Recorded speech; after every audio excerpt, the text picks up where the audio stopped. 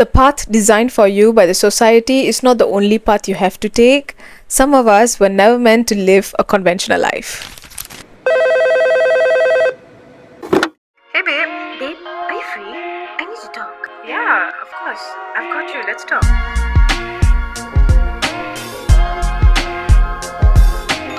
Welcome to the brand new episode of Hey Babe, Let's Talk.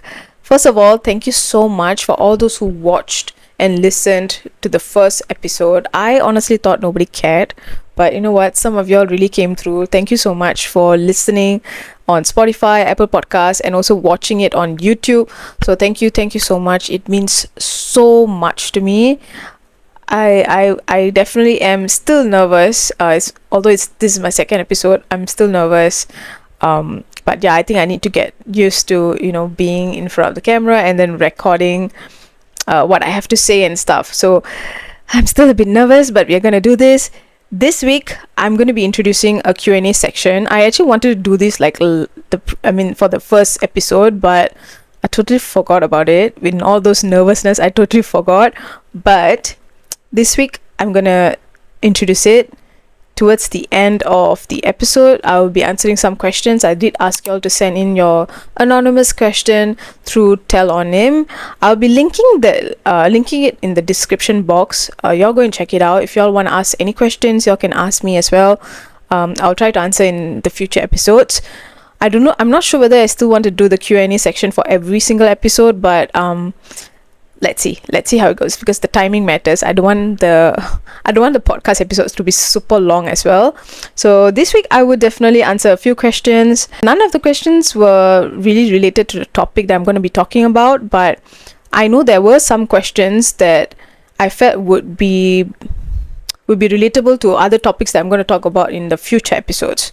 So if I don't answer anything today, that means I will be pushing it forward to the future episodes. So yeah, just letting you all know. And before we get to all the Q&A and stuff, I wanted to talk about something that I've been struggling with for almost my whole life. And it's the feeling of constantly evolving, constantly wanting to explore different versions of myself and never really fitting into one box, because for the longest time, I genuinely thought there was something wrong with me for not being able to stick to just one thing. So this is me talking about being multi-passionate.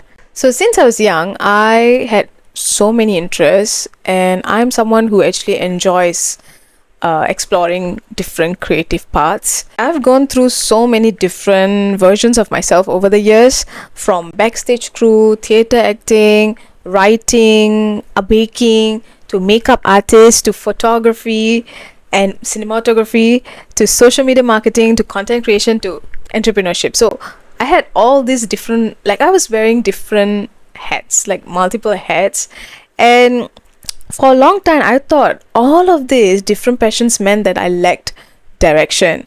I honestly felt so embarrassed all these years, and I questioned myself a lot if there's really something wrong with me, or why am I different. I think that's the question I keep asking myself over the years. Why am I so different compared to my peers, compared to the ones that has one path, that they choose that one path to go, and I'm always having difficulty choosing one. So I always felt like, oh my god, I'm so different. How can I fit in? I think that's the question I kept asking myself. How can I fit in? But now that I'm older, I think I'm finally realizing that maybe my path was never supposed to look conventional in the first place. Every version of me was trying to express something. But unfortunately, the world wants you to pick one thing. And I think it made it harder for me. I felt like I was pulled into this space where I have to do exactly what they want me to do, what they expect me to do, and it just feels like I'm being trapped in a cage or something like that. That's how it felt for me for years. I remember people asking me what do you want to do when you grow up, or what is your passion? When they keep asking me this question, I literally had no answer. I had no idea what I want to do. Honestly, I to a point, right, I would just like say the most random thing, like, because I need to answer the question, right? Like, especially if it's like an extended family member, I need to like, I didn't want to embarrass my parents, so I would just say the most random things. So maybe like a teacher or journalist or something like that. But deep down, I just know that, oh my god, I'm just saying this for the sake of saying, but do I actually really want to do this? Do I really want to be a teacher or be a journalist? Like I had so much of these conversations with myself, and but I don't feel guilty for saying all of that, because some people just don't understand that everyone, they just don't understand boundaries. Not everyone is meant for one path. So all these people who kept asking me and being so nosy, I don't feel guilty for telling all this. but but yeah, many people did doubt my path even till today. Like even till now, like even my parents have like no idea what I'm doing. Like they're worried about the uncertainty. But that's the thing. I feel like for them it feels like it's uncertain, like what the heck is she doing. But for me, I don't see it that way, at least now I'm not seeing it that way. I'm seeing it in a very clear mind, because I started to realize that I'm just not meant to be kept in a box. I'm just not that girl. I mean, I'm not gonna lie, like I definitely felt like I'm so behind compared to all the people who had that one path they want to go to, or they have a niche. Oh my god. I swear to god, I hate that word. I hated that word. And in fact, I still do. I hate that word till today. Niche, especially as a content creator, it just makes you feel like you just got to do everything what everyone is doing. So I felt like I was in a cage. Although this is a creative field, there's still some rules in it as well. So I've always hated the word niche. I think for those who are listening who are multi-passionate as well, understand what I'm talking about. I just hate it, like especially all the internet gurus or content creator gurus, just kept saying like, oh, you need to find a niche, then only you can find your audience, or that's when you go viral or whatsoever. I hated that advice because I just couldn't find a niche. It's like I just couldn't fit into a label at all. If I could get money for each time people have come to me and kept saying that, get your shit together, pick one thing and focus, I'll be rich by now. Like, definitely I'll be rich by now, because that's how much people have told me over the years.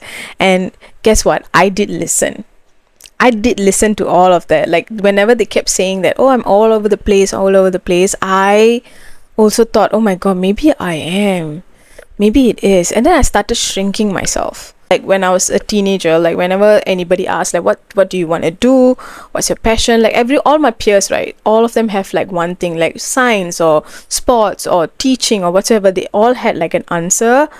I would be like, oh no, I just want to be a creative, I want to act, I want this, I want to do that. Like, I just didn't choose one thing. It was at this moment that he knew. He fucked up. Oh my god, I don't know where I'm going right now. Okay, wait, shit. I lost my thoughts. Wait, just give me a moment. Oh my god, see, this is what happens when someone with so many things going on in her head have a podcast. Like, I'm so sorry. This is not your normal podcast, okay? Whoever's listening, y'all are listening to a girl who's forever distracted. So please bear with me. Wait, oh my god, where am I? Shit. I'm hitting a block. Like a mind block right now, of all times. Crap. Oh, fuck. A few moments later.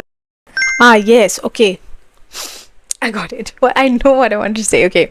So even like, everyone had like a niche, like they know what they want to do. I didn't know what I want to do. Like I was all over like, saying that I want to do this, I want to do that, whatever. But one thing I knew, one thing I knew for sure, I never wanted to do the 9 to 5. Like, that's the one thing I kept telling my friends. Like, I remember telling this, like, I don't even want to go to a 9 to 5. I don't want to do this. Once I graduate from a diploma, I'm not going to do that. But guess what happened? I did go for 9 to 5. Okay, because I wanted to be the good daughter. I just was trying to convince myself, like, I can do this. I can do like the 9 to 5. I can take the conventional path. I can do it. But so I was trying to force myself as well, because the world wanted me to, the society wanted me to, my family wanted me to. So I thought, okay, this is it. This I guess this is what life is. Adult life. You need to get money, so you need to go through the conventional path.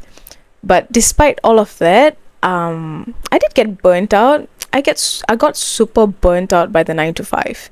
I think this is a topic that we can talk about another episode, but I got super burnt out to a point that I didn't know where I was going. I was so lost.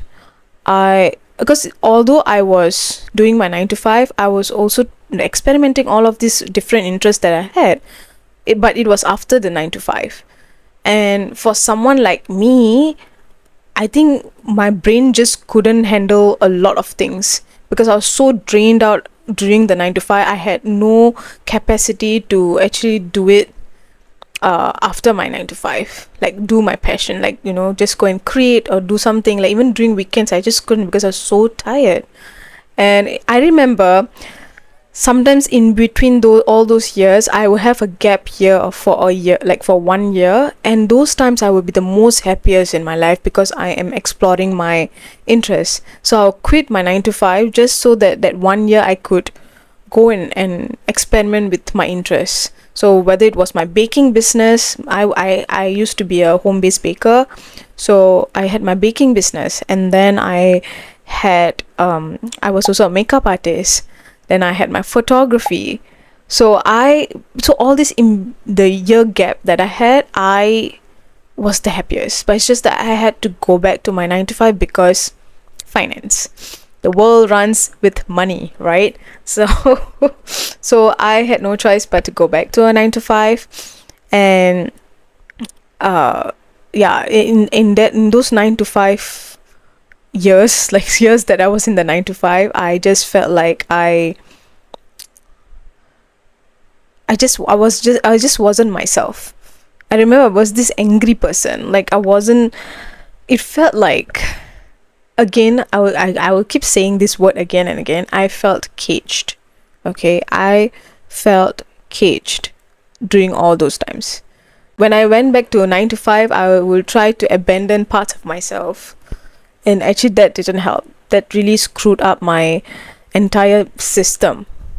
My mind, body and soul, like everything. I wasn't the happiest person. So the more I tried to fit into a box, the more disconnected I felt from myself. Until I turned 30, which was last year, I realized that this is who I am.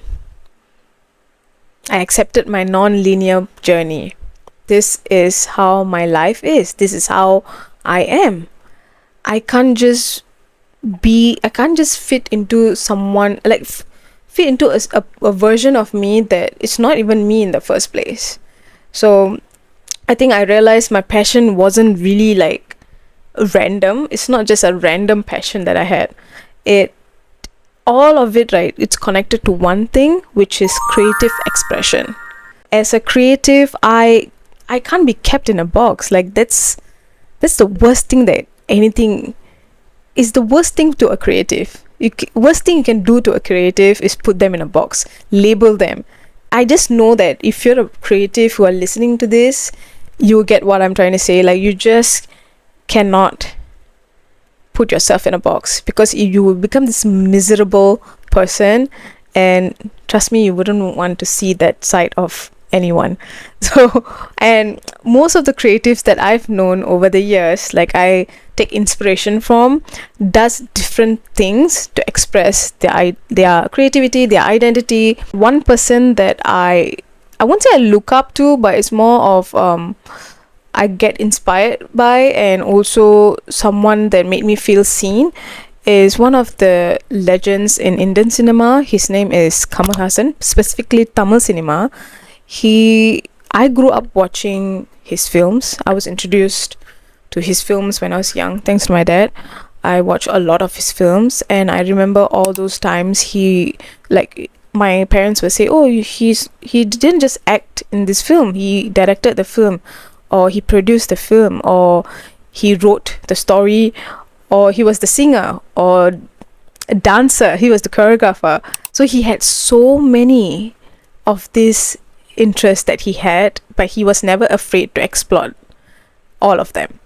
Like, he would just go and learn. Like, I remember one time I saw this like article where at one point he took a break from acting so that he can go and learn SFX makeup for his next film or something like that. So he actually took a break just so that he could go and learn something for his craft. So I think he was just never afraid to explore all of these interests that he had. Especially, he dedicated his entire life to cinema. So he actually really went all out to learn, and he wore multiple hats, and he was not apologetic about it. He just went on to go and learn. And also, I think there's another one where he took a break again. He took a break to go and learn about AI or something. How can it work with cinema or something like that. So he was, I think at that point he was like in his late 60s, or already he was in his 70s. So again, he just never felt like he had to be sorry for exploring all of these interests that he had. He just went all out. So I think that was something that I was so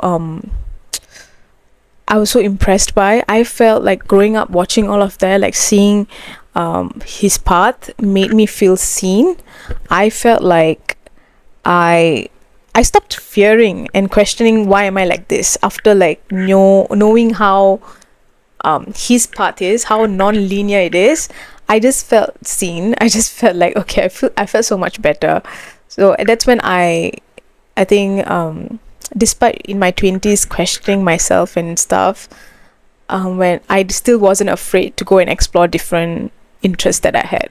So all this passion I had, I just went on to still explore all of them. And then by the time I was 30 last year, I started embracing evolution and allowing myself to fully express myself. I think that was the biggest gift, the 30th birthday gift that I gave myself, is to fully express myself. And I quit my 9 to 5 last year, and again I will talk about this probably in the next episode.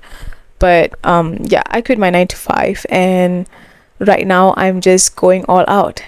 I'm just exploring, again, fully focusing on exploring, not bothering about what people think, what people are saying. I think I'm way past that already. So this is like a gift to it's the perfect gift that you can give a multi-passionate person, to give them the freedom to just explore and experiment. I think it's the best thing ever. Right now I feel so happy compared to how I was last year. I am so happy right now because I get to be me. I get to get out of this box that I was in, because the more I was in the 9 to 5 job, the more I listened to people, I felt like my box was just shrinking smaller and smaller, and it was suffocating me. So that's where I was. And right now, despite challenges, I still feel happy. I still feel like finally I get to be me. I feel a sense of liberation, like, finally, oh my god, I can do this right now. Yeah, so that's how it felt like. But I do want to highlight that being multi-passionate still requires grounding. Okay, I'm not going to be here being like, oh my god, I can do whatever I want. Like, I don't want to give you a false hope over here, but I need to also let y'all know that y'all need to find discipline. That's so important. I can literally do anything. Yes, I can literally do anything I want, but I need to find some kind of discipline. If not, I would be definitely be all over the place. So I'm not saying that I'm the best right now when it comes to discipline. I am learning still. And discipline is so hard. It's such a difficult thing to do. Okay, I want to be real here. It's not an easy thing. It takes time. It can even take months, years to master up discipline.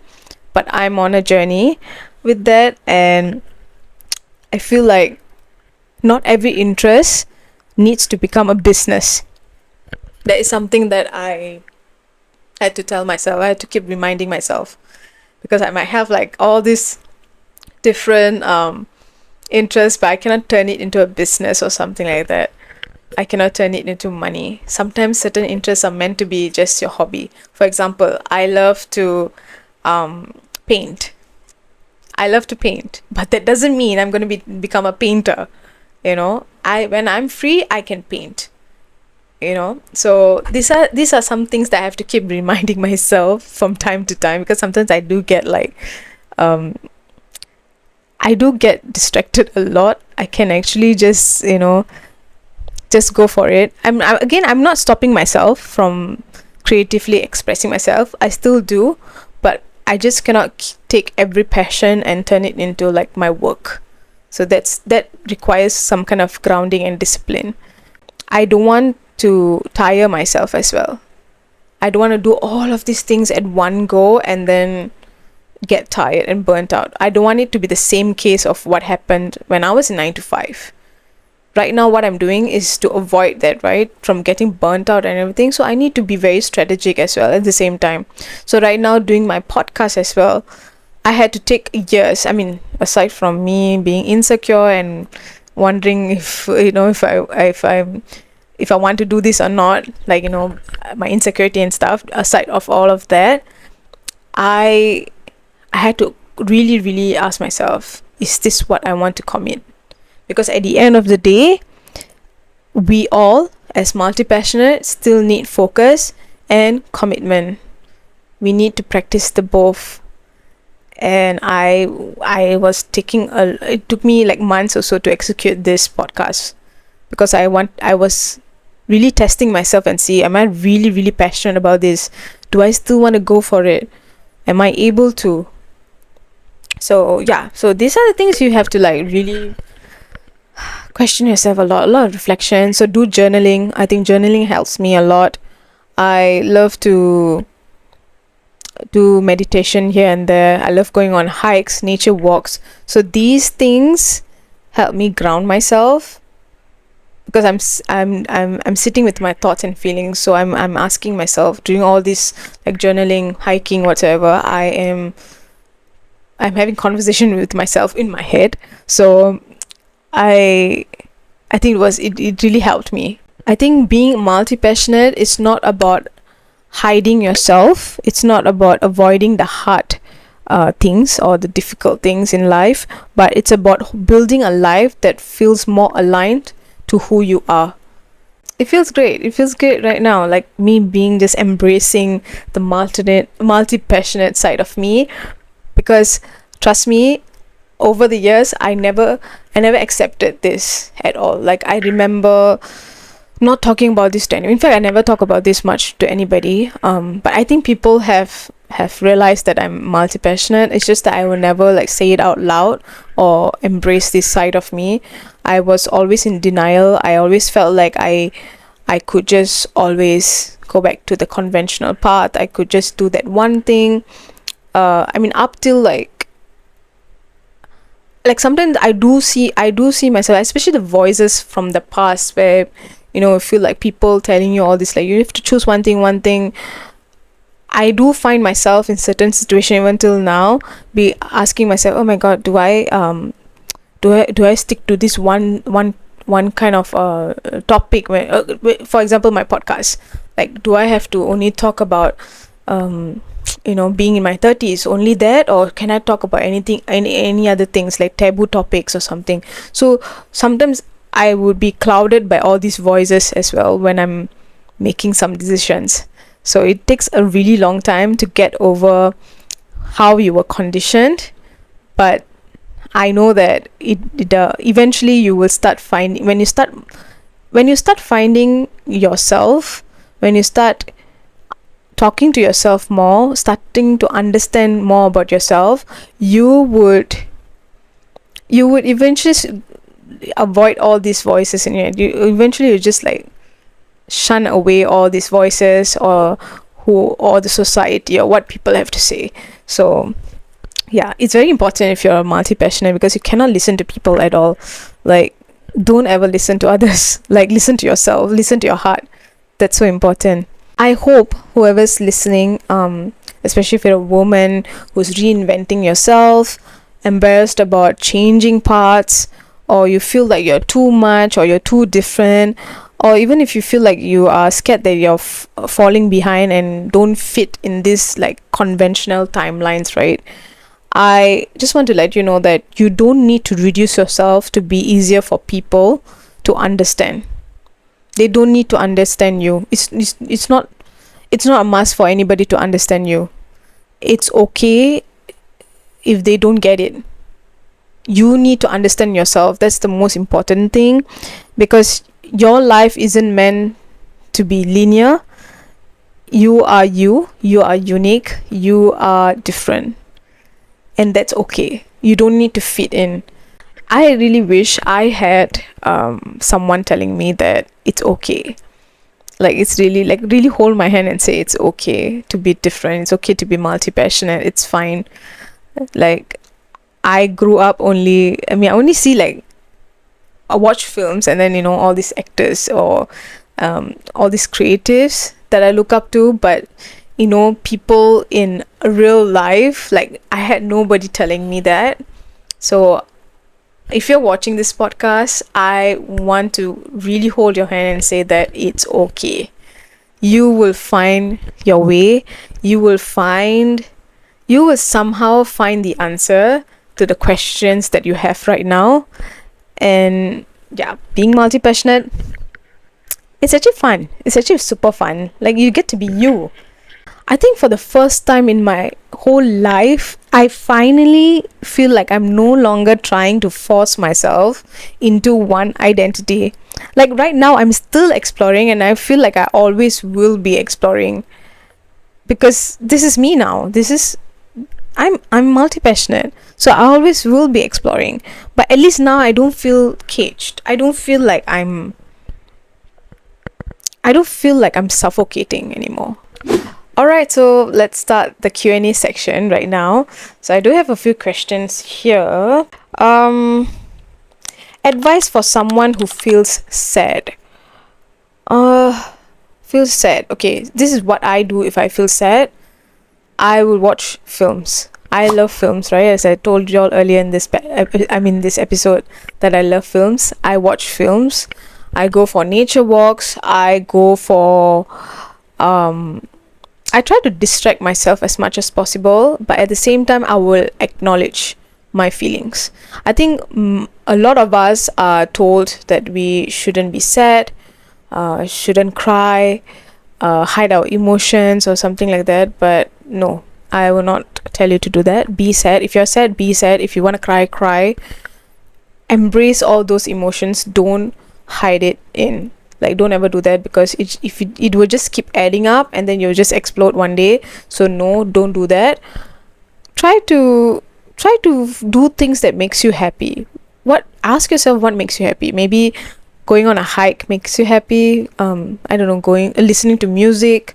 Have a playlist where I do have a playlist on Spotify. When I'm sad, then there's this playlist called When I'm Sad. So all of those songs are like the motivational songs. So I listen to music. So find something that makes you happy, and then get out of that sadness. Again, don't hide your feelings. Just don't feel like that you shouldn't cry, or don't feel sad. Always acknowledge the feeling that you have. Is it fair to expect your partner to change for you? No, definitely not. It's not fair. Because if someone wants to change, they have to change for themselves. You cannot be the reason, or nothing else can be the reason for the person to change. it's not fair to them, it's not fair to you to have the expectation as well, because you will have all these expectations, and then expectations leads to disappointment. So don't ever expect that from your partner. I think if they wanted to change, they would change. My GF parents hate me. Any advice? I have no advice for you. I'm so sorry. I don't even know what I would do if okay, I know what I would do if such thing happened. Like, I think I would talk to my partner first. I think if I feel like the family hates me or doesn't like me, I will talk to my partner first.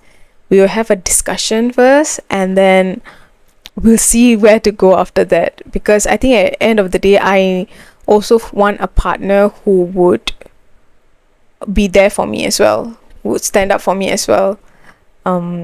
I know this. I've heard a lot of stories where the partner won't even be there for the girl when the family is against her. So I do not want to ever be in that situation.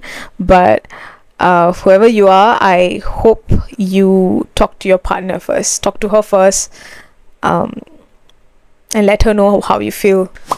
From where did you get your sense of humor?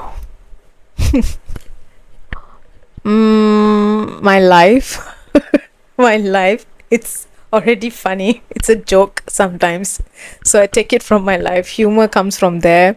And come on, life is already so serious. Like, people make it so serious. I try to make people laugh as much as possible. I'm literally the clown in my friend group. Like, I would literally make them laugh. So I don't know where that humor comes from, but I guess I'm just that awesome. I'm just that funny. Do you think it's wrong to change during a relationship? Do you think it's wrong to change in a relationship? Like, in what context though? Like, we as humans, we always evolve. You can't be the same person 10 years ago. So you're always evolving. You're changing all the time. So I don't know in what context you're talking about. But we as humans tend to change. But if you're talking about changing, the feeling for the person changes during the relationship, I don't think it's wrong. But what I find it wrong is that when you don't communicate this with your partner.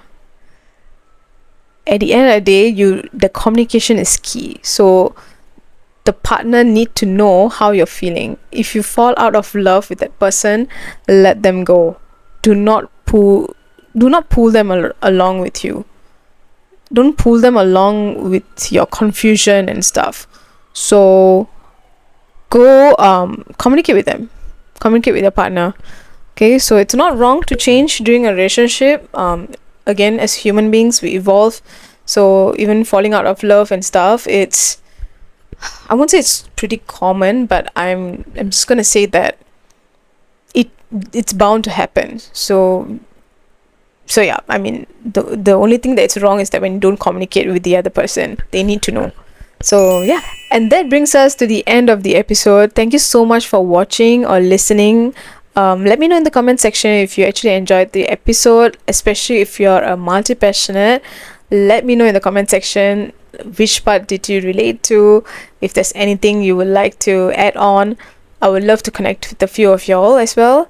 Don't forget to subscribe, like, share if you're watching on YouTube, and if you're listening on Spotify and Apple Podcasts, please do rate my podcast. I think it will mean so much to me. So till we meet again in the next episode, this is your brown millennial big sis Hamsavalli. This is Hey Babe, Let's Talk.